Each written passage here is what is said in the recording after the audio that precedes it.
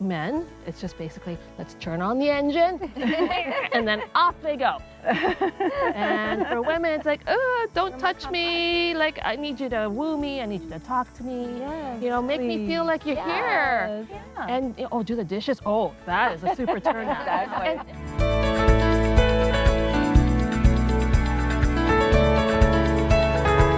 Okay, we're back with just us girls. We got the girls from A Better Us this time. We've got Danielle and Kara. We've got Diane, and we've got Dr. Mary. Yes. Dr. Mary is a clinical psychologist with over 25 years of experience counseling couples and families and individuals with various personal issues. And today we're getting pretty personal with Dr. Mary because today we're talking about sex. Just so you know, when we were preparing for this, Yes. with a list of all our different topics, Anne had to write sex twice. Because she really wanted to make I sure knew you were that it gonna was throw a me under the very bus for this one. topic for her. No, we're going in. It's going in. We're It's already hot. That's We're right. going there Yeah. today. Okay. So Dr. Mary, just start us off. Like, you deal with couples all the the time. So get us going. Well, I would say that sex is actually probably one of the biggest trigger points for issues in a marriage. It's symptomatic. So if a couple's coming to us and they're saying they're having problems in their sexual intimacy, there's actually typically far more going on. So it starts off, that's the starting point, but let's kind of dig down to what else may be going on. And it may be that there's a lack of emotional intimacy and connection, which we can talk about in a little bit because of the way God has wired us differently. It could be that there's some control issues. It could be just naivete, not knowing which part goes where. It can be blunt. And it's also just not understanding the difference between men and women. And when people get married, they automatically think, I've got married because that person's going to make me happy. They're going to meet all my needs. When actually, as you know, biblically, we get married so that we are to care for each other and to meet each other's needs. And so if we do that, it becomes very difficult. And so I think sex of all things is probably the most fragile in that, because for us to genuinely have the physical intimacy and pleasure that comes with it, it requires a great degree of self-sacrifice. And primarily, if you think about it, men, it's just basically, let's turn on the engine, and then off they go. And for women, it's like, oh, don't touch me. Like, I need you to woo me. I need you to talk to me. Yes, you know, make me feel like you're here. And, oh, do the dishes. Oh, that is a super turn on. Exactly. And surprisingly enough, seeing my husband really engage in his spiritual walk and really digging deep there, that to me is one of the biggest turn-ons. So it's a little bit of a different bringing together of different needs, different expressions, and God in his humor thought, and this is good. Right? So that's kind of where it's not just a simple matter of saying, well, you've got sex problems because, you know, wife, you need to give it more. Or husband, stop being so demanding. There's often more intricate reasons behind it. And we want to work first on building the trust. Because if I can't trust you, then I can't be honest with you about my fears and the things that bother me, even to the point of if I'm physically in pain with what you're doing. If I can't be honest with you, that can also destroy intimacy. Now, you hinted a minute ago about the emotional connection. Yes. Because sex for a woman starts with her emotions. Yes, But sex for men starts physically, that's right. and then the emotions follow. That's right. And you can see this difficult trap that we get into. So women will say, well, I don't feel close to you, so I don't want to have sex with you. And then husband said, well, I'm not getting sex, so I don't feel close to you. And then the couple draws farther and farther and farther apart because they don't feel like it anymore. And the key thing is that there's a hormone that gets released that we naturally have more of it. So we have that ability to feel that warm, soft connection that's part of, you know, bearing kids. Husbands don't get it until they have an orgasm. Wow. So it means that they are, Yeah. that's where you'll see, once you've had a time of intimacy with your husband, that somehow he seems more cuddly, or he might just fall asleep. There's that too. Yes. But he just seems softer. And certainly, if my husband falls asleep the next day, he's kinder, just more aware, more present. So, but God, in a sense of humor, he made us opposite that way, and men don't always understand that, nor do women. The other thing I would like to say is I think we idealistically, especially if we're Christians and we go in not having been taught a lot, we expect that we go into marriage, we're in love, and it's going to be beautiful. But actually, it's a learned skill. It is. It is. Like anything else. And it's not even just learning a skill, it's learning how my body works.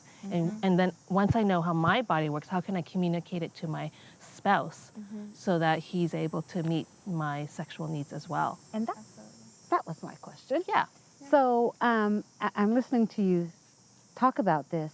So what do you do if there's a couple that comes to you and the woman says, listen, you know, great sex life, but how do if I want more of something or if I want less of something, but I don't want to hurt his feelings, how do I communicate that to my spouse?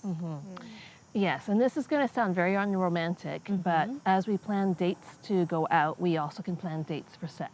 Right. And you come together and it's a conversation. Say he wants it every night and you are happy to have it, you know, once a week. Well, you kind of compromise and say, why don't we do it every 2 or 3 nights? And you can even put it in the calendar.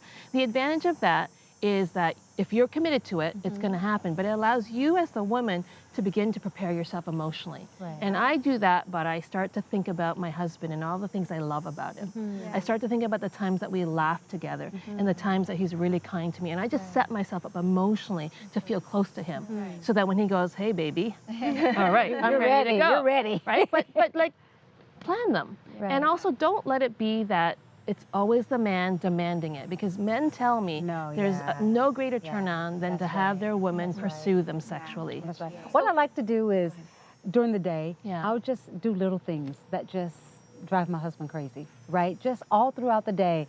And so I know that night, okay, You got a happy man. yeah. Yeah. You know, and it's important to do those little things, right? Like you said, it has to be something leading up, not just boom, there it is, right? Yeah. But you want to be able to experience all those different emotions. You're talking throughout about the also day. flirting. Yeah. And we need to flirt with our husbands. Right? Absolutely. Say when you plan it out, it's almost like going back to when you were dating. You plan a date, and you know there's some expectation and anticipation for both of you. That's it. And I'm trying to remember on the Facebook page on A Better Us, if I don't know how many people follow it, but I do. And there's a bunch of really great memes, and one of them said, it was a woman that said, my husband asked me to talk dirty to him, to say something dirty in his ear, so I whispered, kitchen, living room, bathroom.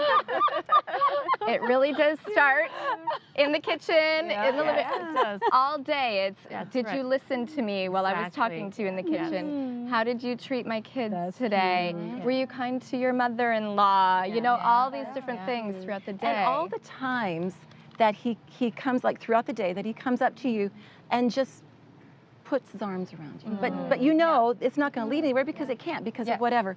Or he just rubs your back, or just these little things, these non-sexual touches that you both know can't go anywhere, but that kind of starts Yes. something. It Yeah. sparks It something does. in you for later. Now, to Diane's point earlier, you were saying, what if there's something that you need to talk to him about, but you don't want to hurt his feelings? Would that be something that you would do in your planning? It wouldn't be, you wouldn't talk about that in the moment. You talk about that when you say, okay, how does, you know, let's put Wednesday night on the calendar. And by the way, this is I know, this, right? and this. I mean, What I wanna you talk can't really about. bring it up. I really don't in the like moment. this. Yeah, like Tell you when. before you So do I that. guess what Diana's saying, when do you talk about that? Well, it depends. So one of the things that I try to help couples early on in their marriage is to say, you are the expert on your body as he is on his. Right. And so how is he going to know how to bring you pleasure if you're not real time coaching him?